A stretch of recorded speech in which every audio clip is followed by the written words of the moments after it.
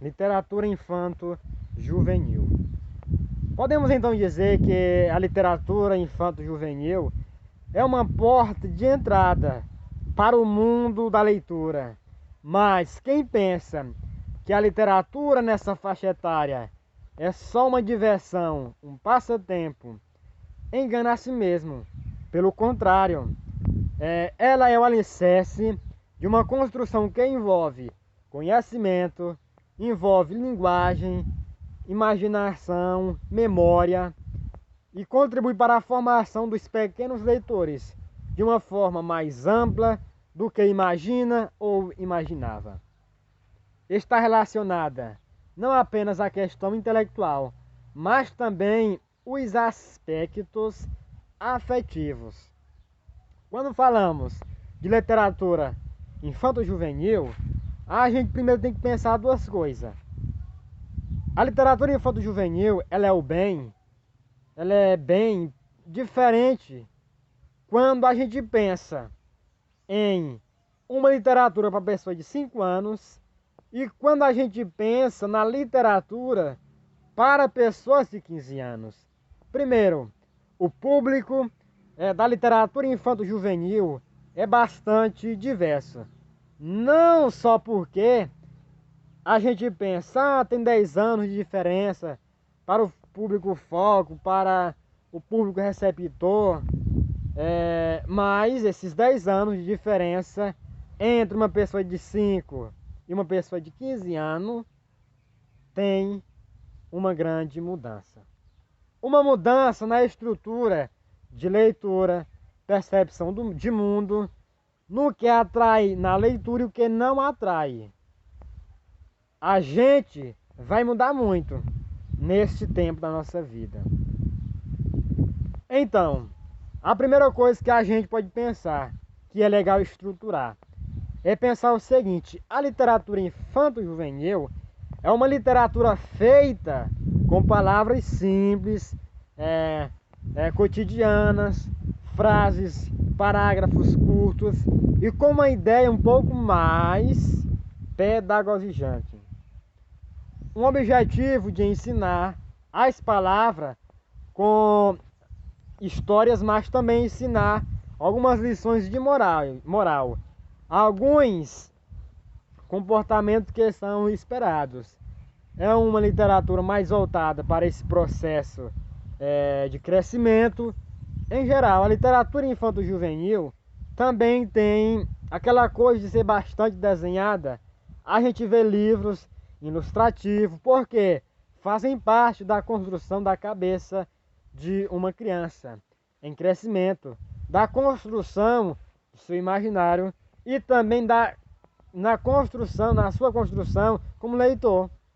Quando a gente pensa, quando a gente chega na literatura infanto-juvenil dos 9, 10 até os 15 anos, tudo muda, tudo dá uma mudadinha. A gente vê que a estrutura ela passa a ser contextos maiores, parágrafos curtos, como eu falei, parágrafos um pouco mais complexos, desculpa, de tamanho maior. A gente vai ver que existe uma extensão de palavras, um pouquinho mais difícil do vocabulário. Não tão complexa quanto um romance adulto, mas uma ideia até de uma complexidade para ir crescendo na estrutura literária. As histórias são muito voltadas para as questões do cotidiano dos jovens, sobre as fantasias que eles mesmos vão criar sobre como que eles se enxergam no mundo. Não existe aqui essa pequena diferença. E as temáticas são muitas. Vamos ver as historinhas sobre animais, inserindo fábulas, contos de fadas, piadas curtas, histórias que contam sobre mitos do infanto-juvenil. Mitos, aliás, desculpa, do Brasil. e sobre o folclore. Uma das pessoas na literatura brasileira que propõe a construção da literatura infanto-juvenil é Monteiro Lobato, Sítio do Pica-Pau Amarelo, que atinge a população entre 6, 7 até os 10, 11 anos. Monteiro Lobato é um destaque. Quando a gente pensa em literatura para os mais velhos, 10, 11 anos, vamos ter uma criação de contos fantásticos, histórias de terror, histórias de suspenses, porque uma história cria um link fazendo o quê? Com que as pessoas ficassem com expectativa, assim, para ver o que vai acontecer, criando um determinado tipo de olhar para as coisas que acontecem, ou melhor dizendo, que iam acontecer. Outro escritor brasileiro, Pedro Bandeira, ele fala sobre as questões da adolescência, o crescimento. Ele fala sobre escola, gravidez, drogas e também um pouco sobre pensar, fantasias, os suspenses. E por fim,